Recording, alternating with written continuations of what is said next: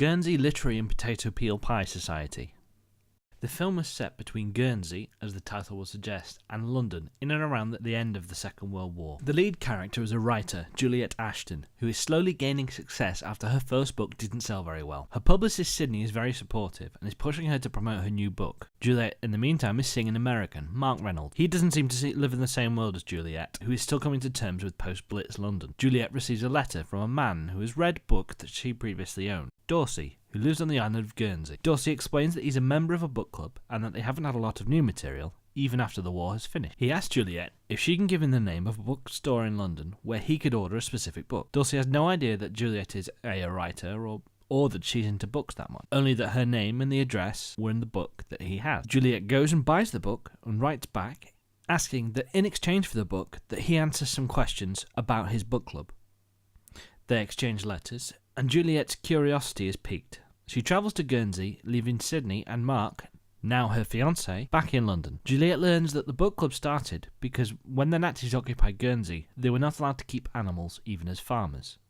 The Nazis brought over slave workers to turn Guernsey into a fortress. Food became scarce, and one islander, Emilia, managed to save a pig. Amelia's friend Elizabeth invites her and various acquaintances round, including Darcy, to butcher and cook the pig, Isola, who brings gin, Eben, who brings a potato peel pie. They have an evening full of food and drinking, and on their way home, they get caught by the Germans. So they could hide the roasted pig. They instantly come up with an excuse of a literary society. The Nazis then ask them to register this group and attend their next meeting. The group find companionship that they have lost since the start of the occupation, and continue to review books. This, however, is not the end or the whole of the story, and Juliet's inquiring mind starts to dig. The Guernsey Literary and Potato Peel Pie Society is based on a historical novel by Mary Ann Schaefer and Annie Barrows. I cannot claim to have read it. The novel's set in 1946 and is composed of letters written from one character to another. I can only imagine that the film has created a narrative that follows the book's letters. The film wasn't as light as the trailer made it out to be. However, I did leave the cinema having watched a really good film that had its ups and downs throughout.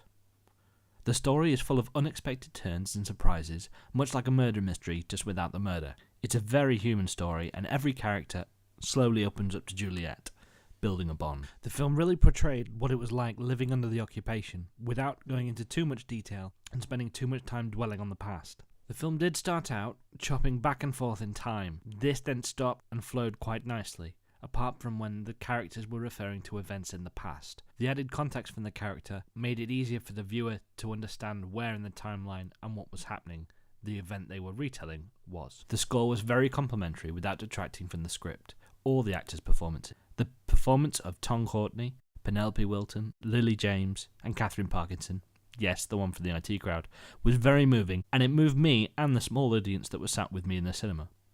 I think it's such a shame that this film has come out when there's so much other box office competition from the Avengers, as it's probably the best film I've seen this year.